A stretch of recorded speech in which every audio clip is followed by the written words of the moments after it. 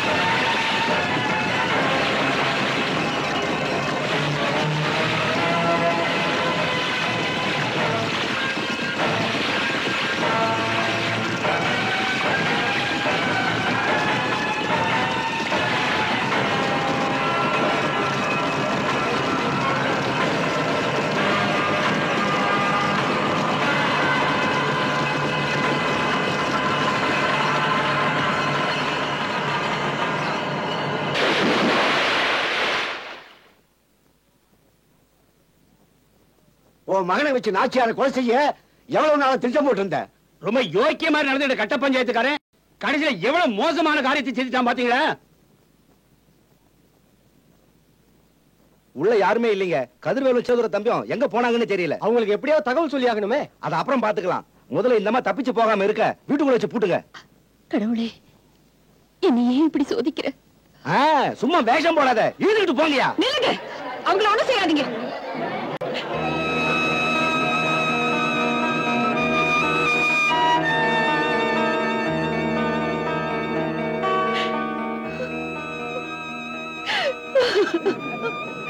என்ன மன்னிச்சிருங்க.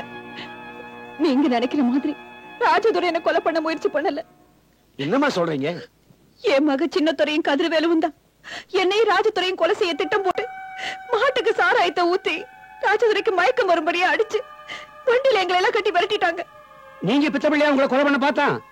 எந்த பிள்ளைக்காக இவங்களுக்கும் இவங்க பிள்ளைக்கும் துரோகம் பண்ணனோ அதே பிள்ளையால ஆண்டவன் என் கண்ணை திறக்க வச்சுட்டான். அன்னைக்கு பார்வதி அம்மா வீட்டுக்குள்ள இருந்து கண்ட வேலை நாம பண்ண தப்பெல்லாம் தெரிஞ்சு போச்சுன்னு சொல்லிட்டு ஓடுனானே. அது நான் ஏற்பாடுதான்.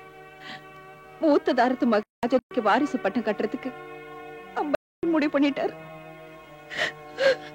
அதுக்காகத்தான் கதிர்வேலு அப்பாவோட துணையோட இந்த பத்தினி தெய்வத்து மேல அபாண்டமா பழிய சுமத்தி இவங்களை நடத்த கெட்டவன உங்களை எல்லாம் நம்ப வச்சுட்டு என் மக அம்பலக்காரராகி இந்த ஊருக்கே ராஜா மாதிரி வாழணும்னு பேராசப்பட்டேன். அதுக்கு இவங்க 2 பேரும் உயிரோட இருந்தா பிற்காலத்துல தடையா இருக்குமே நினைச்சு இவங்களை கொன்னுடுறதா முடிவு பண்ணினேன். நல்ல வேளை ஆண்டவ புண்ணியத்துல அவங்க பழிச்சிட்டாங்க. இவ்வளவு அநியாயம் பண்ண நீயா இத்தனை நாள் எங்களுக்கு பஞ்சாயத்து பண்ண? இன்னும் என்னையா பாத்துட்டு இருக்கீங்க? பயல்களையும் இந்த பொம்பளை எங்க குயிலோடி பழகிறீங்களா? நில்லுங்க. அவங்க தவறு செய்யும் போதெல்லாம் சும்மா இருந்துட்டு இப்ப அவங்க திரும்பி இருக்கும்போது அவங்கள அடிக்கணும் கொல்லணும்னு கோவப்படுறீங்களே. பாதிக்கப்பட்ட நாங்களே அமைதியா இருக்கும்போது நீங்க ஏன் ஆத்திரப்படுறீங்க? தயவு செஞ்சு அமைதியா போயிடுங்க. ஆமா, எல்லாரும் போயிடுங்க. அடுத்தது என்ன செய்யலான்னு யோசிச்சு முடிவு பண்ணலாம். இதுல யோசிக்கிறதுக்கு என்ன இருக்குது? ராஜதுரைக்கு வாரிசு பட்டம் கட்டணும். அடுத்த அம்பலக்காரன் அவருதான். உங்க ஆசீர்வாதத்தோட அது நடக்கும். இப்ப அமைதியா போயிடுங்க.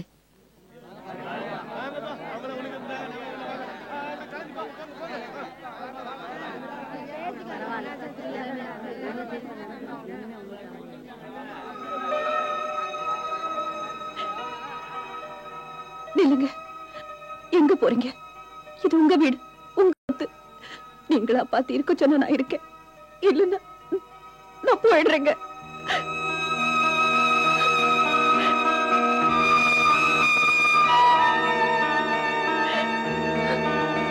தம்பி தம்பி தம்பி, யோ ஏன் இப்படி தலைதறிக்க ஓடியார? தம்பி, கட்ட பஞ்சாயத்துக்காரனும் நாச்சியாரும் தப்பிச்சு வந்துட்டாங்க. தப்பிச்சுட்டானா? ஆமாங்க ஐயா. நாச்சியாரம்மா தான் செஞ்ச குத்தத்தை எல்லாம் ஒத்துக்கிட்டு ஊர் சனங்க மத்தியில பார்வதி அம்மா காலில் விழுந்து மன்னிப்பு கேட்டுட்டாங்க. நீங்க அவங்க 2 பேரையும் கொலை பண்ண போட்ட திட்டத்தை எல்லாம் விவரமா எல்லாரும் முன்னாடியே எடுத்து சொல்லிட்டாங்க. பங்காளி, கட்ட பஞ்சாயத்துக்காரன் சாவு நம்ம கையில தான் நடக்க போகுது. அது எப்படி நடக்கும்? செண்பகம் இந்த ஊர்ல நடக்கிற நாடகத்தில் நடிக்க வரால, அவளை கடத்திக்கிட்டு போயிடுவோம். கடத்திட்டு போய் பொறுத்திருந்து பாருங்க. மாப்ள, உங்க ஆளுங்கள வந்து சேருங்க.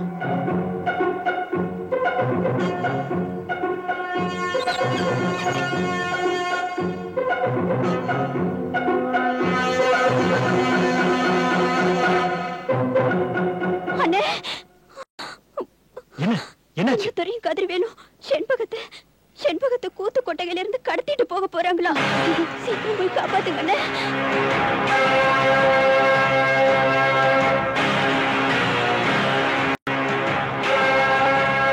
வாமா செண்பகா, என்ன அவ்வளவு சீக்கிரமா வந்துட்ட? சிராவையில் நாடகத்தை முடிச்சிட்டு நேரா அப்படியே வந்துட்டேன். வீட்டுக்கு கூட போகல. என்ன